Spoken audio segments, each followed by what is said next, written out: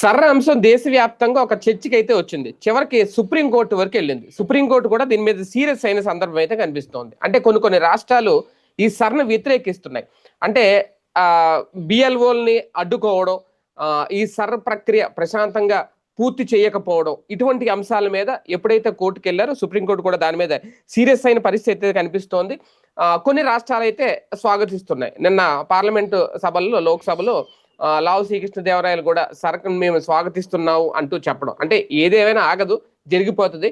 కానీ కొన్ని రాష్ట్రాలు వ్యతిరేకించడం, దీని మీద సుప్రీంకోర్టు కూడా ఇన్వాల్వ్ అవ్వడం, ఇది ప్రధానంగా పశ్చిమ బెంగాల్ ఎన్నికలు బేస్ చేసుకునే, మొన్న బీహార్లో కూడా అదే జరిగింది, ఇక్కడ కూడా అదే కంటిన్యూ అవుతుందా, ఇంకా ఏ రాష్ట్రాలు అభ్యంతరం చెప్పే అవకాశం ఉంటుంది, అయితే సర్ని కొనసాగిస్తారా, సుప్రీంకోర్టు చెప్పింది కాబట్టి వేరే ఆల్టర్నేటివ్ ఏదైనా ఉందా, ఇదే అంశం మీద చర్చించే ప్రయత్నం చేద్దాం. సార్, వాస్తవానికి ఆల్రెడీ దీని గురించి మనం మాట్లాడుకున్నాం. అప్పట్లో బీహార్లో ఎంత వ్యతిరేకత వచ్చినా అక్కడ కొనసాగించారు, పశ్చిమ బెంగాల్లో ఎప్పటికీ రగిలిపోతున్నారు అక్కడ, కాకపోతే కంటిన్యూ అవుతుంది. కాకపోతే ఇక్కడ మధ్యలో అధికారుల మీద ఒత్తిడి పెరుగుతుందనో, కొంతమంది ఆత్మహత్యలు చేసుకున్నారనో, ఈ నేపథ్యంలో ఫైనల్ గా అయితే సుప్రీం వరకు వెళ్ళింది. అంటే ఒక కేంద్ర ప్రభుత్వం తీసుకున్న నిర్ణయం మీద రాష్ట్ర ప్రభుత్వాలు వ్యతిరేకిస్తే సుప్రీం జోక్యం చేసుకోవడం, ఇప్పుడు దాని మీద కొన్ని ఆదేశాలు జారీ చేయడం కొన్ని రాష్ట్రాలకు సంబంధించి. మున్ముందు పరిస్థితులు ఎలా ఉంటాయి, ఎలా చూడాలి దీన్ని, సుప్రీంకోర్టు ఇన్వాల్వ్ అవడాలి?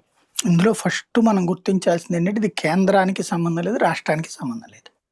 కేంద్ర ప్రభుత్వ ఆదేశాలు కాదు, రాష్ట్ర ప్రభుత్వ ఆదేశాలు కాదు.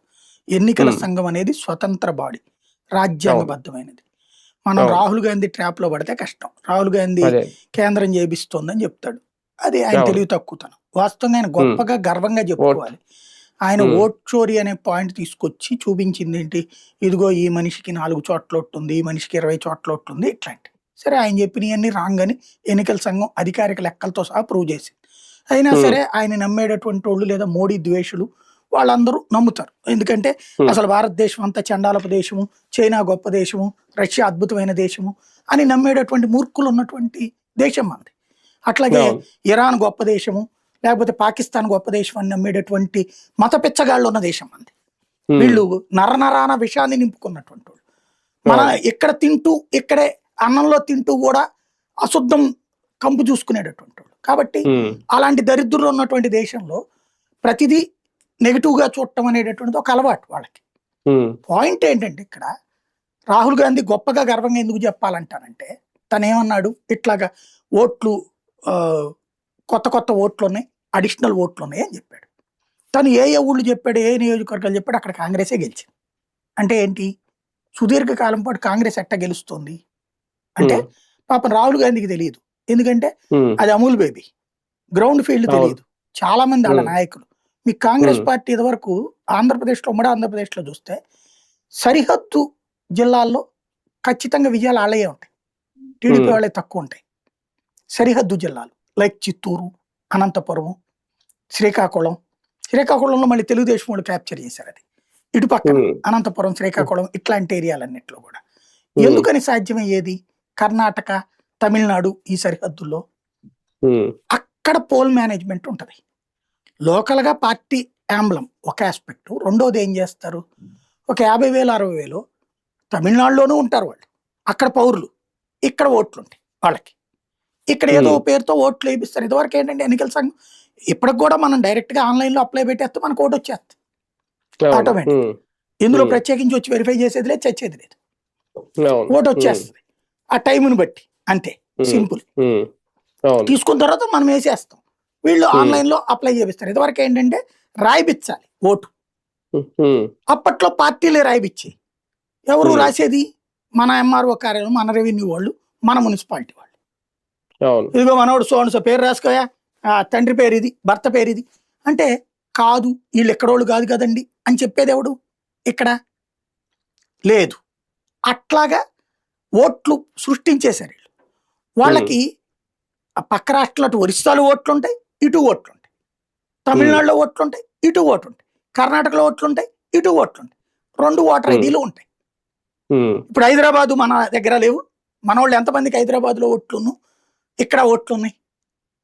ప్రతిసారి ఏదో పెద్ద గొడవ కాదు, 20-30 లక్షల మంది ఖచ్చితంగా. ఒకప్పుడు 50 లక్షలు దాకా ఉండేవాళ్ళు, అప్పుడు కేసీఆర్ గోల్ తర్వాత తగ్గిపోయారు, ఇప్పుడు 20-30 లక్షల ఓట్లు స్టిల్ ఉన్నాయిగా. అట్లాగే అమెరికా, యూరప్ దేశాల్లో ఉండి మళ్ళీ ఇక్కడ కూడా ఉన్నోళ్ళు ఉన్నారుగా. ఎన్ఆర్ఐ అక్కడ గ్రీన్ కార్డు కూడా తీసుకున్నోడికి అక్కడ ఉంది ఇక్కడ ఉంది కదా ఓటు. అవును. ఇలాంటి వాళ్ళు ఎంతమంది ఉన్నారు? ఇవన్నీ ఇక్కడ వాడుకుంటున్నాం మనం. ఒకటి విజయంలో ఇది కూడా పాత్ర, ఇదే పాత్ర కాదు కానీ గెలుపులో ఇది ప్రధాన పాత్ర. ఒక 30-40 వేల ఓట్లు ఇట్లా మేనేజ్ చేసుకోగలిగినోడు కొట్టేస్తాడు కదా. అదే కదా ఇది జరుగుతున్న సుదీర్ఘ కాలం పాటు. ఇది అత్యధికంగా కాంగ్రెస్ ఓళ్లే గెలుపొందారు. కాంగ్రెస్ నుండి వచ్చిన పార్టీలే గెలుపొంది. మమతా బెనర్జీ ఎవరు? కాంగ్రెస్ నుంచి కదా. ఎన్సిపి ఎవరు? కాంగ్రెస్ నుంచి కదా. డిఎంకే కాంగ్రెస్ లో వాళ్ళే బోల్డ్ అంతమంది ఉంటారు అందులో. తృణమూల్ కాంగ్రెస్ అదే మమతా బెనర్జీ కాంగ్రెస్ నుంచి వచ్చి వీళ్ళే ఎక్కువగా అట్లాంటి ఓట్ల మేనేజ్మెంట్ తెలుసు. పోల్ మేనేజ్మెంట్ అని పిలుచుకుంటారు వీళ్ళు దాన్ని.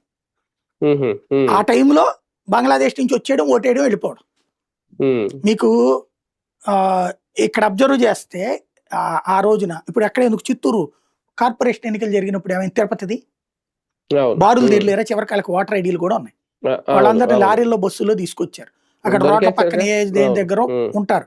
అందరికి ఫుడ్ పులిహార భోజనం పెడతారు. ఆ టైంకి వస్తారు, ఓట్లేస్తారు, మళ్ళీ వెళ్ళిపోతారు. అంత మీ పెద్ద సాక్ష్యం అక్కర్లా. తిరుపతి ఎందుకని ప్రత్యేకించి రాయించారని చెప్పను నేను. ఈ తమిళనాడు ఆ ప్రాంతం నుంచి వచ్చి అక్కడ చిన్న చిన్న బడ్డీ కొట్లు, షాపులు, రోడ్డు పక్కన సామాన్లు పెట్టుకుని అమ్ముకుంటారు. అక్కడ పనులు చేస్తారు. అట్లాంటి వాళ్ళందరికీ ఓట్లు రాయిస్తారు. రాయించేసి వాళ్ళు తర్వాత ఇక్కడ పని దొరక్క లేకపోతే పని నచ్చక వాళ్ళ ఊళ్ళు వెళ్ళిపోతే వాళ్ళందరి నెంబర్ పట్టుకుని ఆ టైంకి పిలిపించి తెప్పించుకున్నారు. అయ్యే జరిగింది. ఇది సుదీర్ఘ కాలం నుంచి కాంగ్రెస్ కి అడ్వాంటేజ్. ఎందుకంటే 100 ఏళ్ల పార్టీ కాబట్టి దాన్ని పాపం వాళ్ళ ఆయనే మట్టి కొట్టాడు. ఈ లెక్కలు చెప్పి ఆయనే మట్టి కొట్టాడు. అది బీజేపీ వాళ్ళు పెట్టుకున్నారని ఎవడో చెప్పినట్టున్నాడు. సోరోస్ బ్యాచ్ పిచ్చోడు. ఈ కాంగ్రెస్ వాళ్ళే సంపాదించేదట. కర్ణాటకలో ఆయన పేరు చెప్పాడు ఒక ఎంపీ, అక్కడ గెలిచింది వీళ్ళే. అట్లాగే ఇంకో ఊరు పేరు ఏదో చెప్పాడు, అక్కడ వీళ్ళే గెలిచారు. అంటే ఏంటి అట్టాగా మేనేజ్ చేసే చివరికి కర్ణాటక మంత్రి అన్నాడు కదా, ఆయన పక్కన పెట్టారు ఏడిపిచ్చి. మంత్రే చెప్పాడు కదా, అరే బాబా ఓట్లు మనం ఎవరైనా ఆయన ఎక్కువ సంపాదించుకునేది అనేసి ఓపెన్ అయిపోయాడు ఆయన. అంటే రాహుల్ గాంధీ గారికి గ్రౌండ్ లెవెల్ ఏం జరుగుతుందో తెలియదేమో. గ్రౌండ్ కార్యకర్త కాదు కదా, అది అమూల్ బేబీ వారసత్వంగా వచ్చింది పోస్టు. ఇందిరాగాంధీ అప్పటి నుంచి అట్లా జరిగిపోయినాయి. జవహర్లాల్ నెహ్రూ అప్పుడు లేదు కానీ ఇందిరాగాంధీ అప్పటి నుంచి అట్లా జరగడం బిగిన్ అయిపోయింది, సాగిపోతా వచ్చింది. కోటీశ్వర్లు ఉంటారు కాంగ్రెస్ లో అందరూ కూడా. కాంగ్రెస్ పార్టీ బ్యాంకుల్లో అప్పులు ఇప్పించేసేసి వీళ్ళకి కాంట్రాక్ట్లు ఎన్నిప్పిస్తుంది. వీళ్ళు వెల్ సెటిల్డ్ అవుతారు కాబట్టి టంట వాళ్ళని మేనేజ్ చేయడం, డబ్బులు పడేసి తీసుకురావడం పెద్ద కష్టం కాదు. ఇప్పుడు వాటికి రాహుల్ గాంధీ రైట్ చేశాక బీజేపీకి అర్థమైంది. అది రాహుల్ గాంధీ రైట్ చేశాక ఎన్నికల సంఘానికి అర్థమైంది. రాహుల్ గాంధీ రైట్ చేశాకనే ఈ సిస్టమ్ పెట్టారు సార్, అది గుర్తుపెట్టుకోవాలి. రాహుల్ గాంధీ గర్వంగా చెప్పుకోవాలి, సార్ నా వల్లనే వచ్చిందని, నేను విజయం సాధించానని చెప్పుకోవాలి. కాకపోతే జనరల్ ఎలక్షన్ లో అదే మైనస్ ఆయనకి. ఎందుకని ఇప్పుడు వీళ్ళు అనే పదాలకి అర్థం తెలియాలి. For example 0 door number. నేను చాలా సార్లు చెప్పా, ఇప్పుడు ఇది నా ఇల్లు, నా పక్కనంతా బోల్డ్ అంత గవర్నమెంట్ ఖాళీ స్థలం ఉంది. ఓ 100-200 పాకలు వేసుకు బతుకుతున్నారు, షెడ్డా పాక వేసుకుని. వాళ్ళకి పంపు ఉంటది, రోడ్డు ఉంటది, కరెంట్ ఉంటది. ఎందుకని ఆక్రమించుకున్న వాళ్ళకి కార్పొరేషన్లలో కమ్యూనిస్టులు అడావిడి చేయడం వల్ల, లోకల్ పార్టీ సపోర్ట్ వల్ల ఇచ్చేస్తారు. కృష్ణానది వెనకాల ఉన్నారండి, వాళ్ళందరికీ ఎక్కడి నుంచి వచ్చినాయి ఆ సదుపాయాలు? ప్రభుత్వాలు కల్పిస్తే వచ్చినాయిగా. వాళ్ళకి కొట్టుకున్నారు. ఇల్లు కట్టుకోవడానికి డబ్బులు లేని వాళ్ళు రోడ్లు, కాలువలు, డ్రైనేజీలు కట్టుకుంటారు, లేదు కదా. మరి వాళ్ళందరికీ ఓటు హక్కు ఇచ్చారు కదా. ఎక్కడ ఉంటుంది డోర్ నెంబర్? ఎట్లా ఇస్తారు వాళ్ళు? డోర్ నెంబర్ ఇస్తే అది అధికారిక రిజిస్ట్రేషన్ అయినట్టు కౌంట్. కాబట్టి డోర్ నెంబర్ ఎవరు? వాళ్ళకి సమీప డోర్ నెంబర్ రాస్తారు. నా పక్కన 100 పాకలు ఉన్నాయంటే నా ఇంటి డోర్ నెంబర్ సమీప డోర్ నెంబర్ అంటారు అనమాట. అక్కడ అది రాస్తారు. ఆ డోర్ నెంబర్ కింద అది కంటిన్యూ అయిపోతుంది ఓట్లకి అంతే కావాల్సింది సమీప డోర్ నెంబర్. అవే 0 డోర్ నెంబర్ అనేది అట్టా ఇచ్చారు. వాటికి ఈయన 0 డోర్ నెంబర్ ఎట్లా వస్తాయి? ఒక ఇంటికి 80 మంది అంటే ఒక ఇంటికి కాదు, ఒక ఇంటి డోర్ నెంబర్తో 80 మంది ఉంటారు పక్కన వాళ్ళు. ఇది మనకు తెలియాలి గ్రౌండ్ లెవెల్ అవగా. రెండవది వచ్చేటప్పటికి ఒకే మనిషి 4 చోట్ల. నేను చాలాసార్లు చెప్పి మన ఇప్పుడు ఉన్నటువంటి మన కృష్ణా జిల్లాలో ఉన్నటువంటి అనేక మంది పిల్లలందరూ హైదరాబాద్లో ఉన్నారు. బెంగళూరులో కూడా పోయినారు. ఇక్కడ ఓటు ఉంటుంది, అక్కడ ఓటు ఉంటుంది, అక్కడ ఓటు ఉంటుంది. లేదా పల్లెటూరులో ఉన్నోళ్ళు పట్టణంలో ఉంటున్నారు, ఓటు ఉంటుంది. లేదా నేనే ఉన్నాను విజయవాడలో కొమరపాలెం సెంటర్లో ఉన్నాం మేము మొదట, ఆ తర్వాతన కొత్తపేటలో ఉన్నాం కొన్ని రోజుల పాటు, ఆ తర్వాత మొగలరాజపురంలో ఉన్నాం కొన్ని రోజుల పాటు. ఎందుకు నాకు సొంత ఇల్లు లేదు కాబట్టి అద్దె ఇల్లు తిరుగుతూ వచ్చాను కాబట్టి అప్పట్లో. అట్లాగే మొగలరాజపురం తర్వాత గాంధీనగర్లో ఉన్నాం, మధురా నగర్లో ఉన్నాం, సింగినగర్లో ఉన్నాం, ఇన్ని ఏరియాలో ఉన్నాం. నేను వెళ్ళిన కొత్త చోటకి మరి మళ్ళీ ఓటు అడుగుతాను కదా. పాత ఓటుని తీయమని చెప్పడం నాకు కుదరదు. నేను చెప్తా వాళ్ళకి నేను మారానండి అని. నాకు కొత్త ఓటు ఇచ్చినప్పుడు పాత ఓటు తీసేసి ఆటోమేటిక్ సిస్టమ్ లేదు అందులో. కాబట్టి ఈ ఓటు ఎక్కడ ఉంటుంది, ఆ ఓటు అక్కడ ఉంటుంది. అక్కడ నేను లేకపోతే నా ఇల్లు ఖాళీ చేశానని ఆ ఇంటోళ్ళు చెప్తే ఈ పోల్ మేనేజ్మెంట్ చేసే బూత్ కమిటీ వాళ్ళు ఈ ఓటు అక్కడ ఇంకొకటితో వేయించేస్తారు నా బొమ్మ చూపెట్టేసి. అదే పోల్ మేనేజ్మెంట్ మమతా బెనర్జీలు, స్టాలిన్లు వీళ్ళందరూ చేసేది. ఈయన అది రైట్ చేశాడు, మంచిది. ఒక మనిషికి ఒక ఓటే ఉండాలి, కరెక్ట్.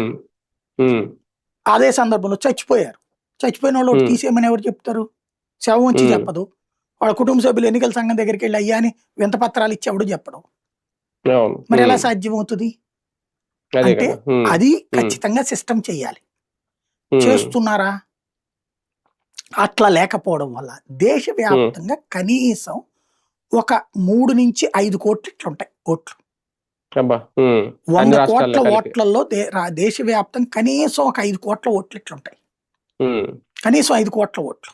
అంటే ఇవి ఓట్లు చేల్చడానికి మాత్రం ఉపయోగపడతాయి సార్, లేదంటే గెలుపోవటం డిసైడ్ చేస్తారు? గెలుపోవటంలో డిసైడ్ చేస్తాయి. ఇప్పుడు 5,000 10,000 ఓట్ల తేడాతో గెలిచే చోట ఇది మేనేజ్ చేసుకోగలిగితే చాలుగా, అదే అవును, ఈజీగా అయిపోతుందిగా. ఇప్పుడు అది కంట్రోల్ అన్నమాట.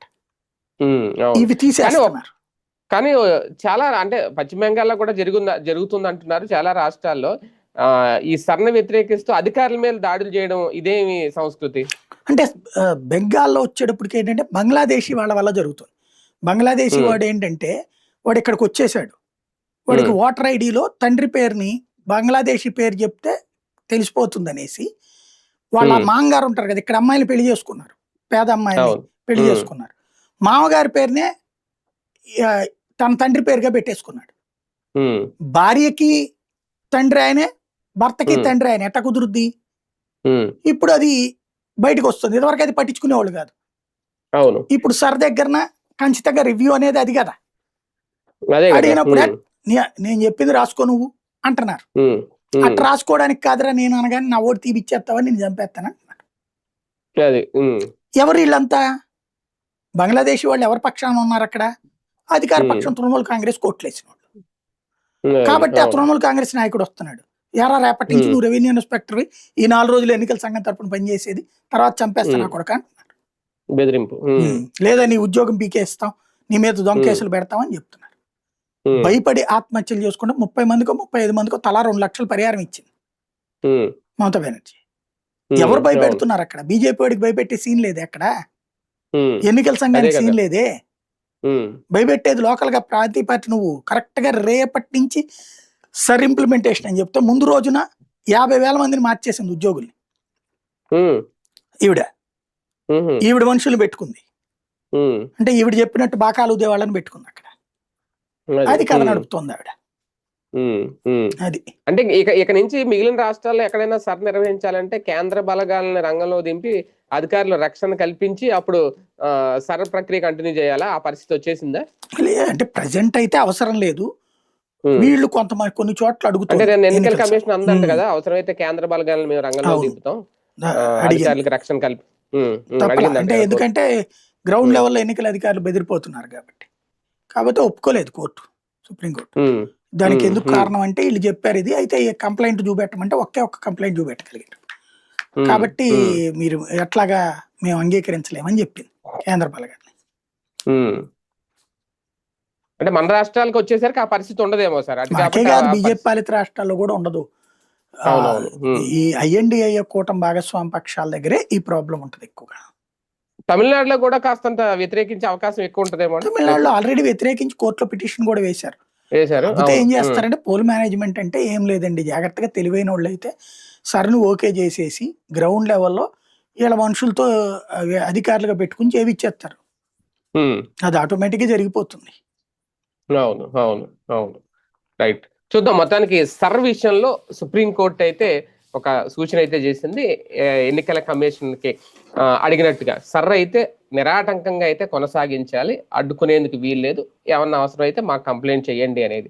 వాళ్ళు అడిగారు కూడా, అవసరమైతే కేంద్ర బలగాలతో అధికారులకు రక్షణ కల్పిస్తాం అంటే, అధికారులు ఇక్కడ ఎవరు భయపడాల్సిన పని లేదు, తమ పని తాను వాళ్ళు చేసుకోండి అని ఒక భరోసా, ఒక భద్రత కల్పించే ప్రయత్నం ఇటు ఎన్నికల కమిషన్ అలాగే అటు సుప్రీంకోర్టు కూడా చెప్పినట్లయింది. మరి ముందు ఇంకా మిగిలిన రాష్ట్రాల్లో సరే ఎలా కొనసాగుతుందనే చూడాలి.